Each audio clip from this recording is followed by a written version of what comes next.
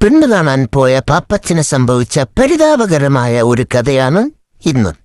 ഒരിക്കൽ പാപ്പച്ചൻ പെണ്ണ് കാണാൻ പോയി. രാവിലെ മുതലേ ഒരു മൂത്രശങ്ക.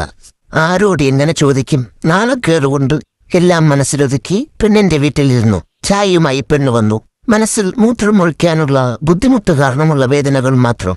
പെണ്ണിനൊന്ന് നോക്കുവാൻ പോലും താൻ തയ്യാറായില്ല എന്നല്ല, കഴിഞ്ഞില്ല എന്ന് വേണം പറയാൻ. ചിരിച്ചാൽ മൂത്രം പോകുമോ എന്ന പേടി തന്നെ വല്ലാതെ അലട്ടി.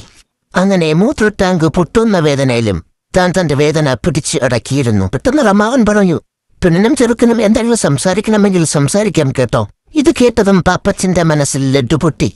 പെണ്ണിനോട് പോയി സംസാരിക്കാം, പെണ്ണ് മാത്രമല്ലേ ഉണ്ടാവുള്ളൂ. ആദ്യം മൂത്രമൊഴിക്കുന്ന എവിടെയാണെന്ന് ചോദിച്ച് പോയി ഒന്ന് മൂത്രമൊഴിക്കണം, പിന്നെ മനസ്സ് തുറന്നൊന്ന് സംസാരിക്കണം.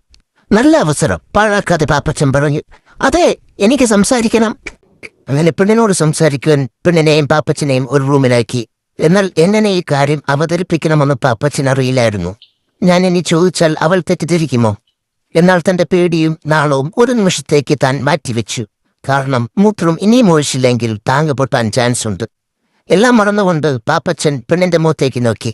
അല്പം നാണത്തോടെ തന്നെ ചോദിച്ചു, അതെ, ഈ മൂത്രമൊഴിക്കുന്ന സ്ഥലമൊന്ന് കാണിച്ചു തരാമോ? ഇത് കേട്ട ഉടൻ പെണ്ണിന്റെ മുഖഭാവം മാറി. അല്പം പേടിയും നാണവും എല്ലാം കലർന്ന ഒരു മുഖഭാവം. താൻ താഴേക്ക് നോക്കിക്കൊണ്ട് കാൽ വിരലുകൾ കൊണ്ട് വരഞ്ഞതിനു ശേഷം പാപ്പച്ചനോട് പറയൂ, ആദ്യം ചേട്ടൻ കാണിച്ചതാ, പിന്നെ ഞാൻ കാണിച്ചു തരാം. എന്റെ പൊന്നെ, പാപ്പച്ചന്റെ മൂത്രസഞ്ചി പൊട്ടിയതുപോലെ തോന്നി. ഞാൻ കാണാൻ വന്നത് പെണ്ണാണോ അതോ പടക്കാണോ? പിന്നെ ഒരു നിമിഷം പോലും നിന്നില്ല. താൻ ഒറ്റ ഓട്ടം. ഓടുന്ന ഓട്ടത്തിൽ തന്നെ മൂത്രവും പോയി. ആശ്വാസം.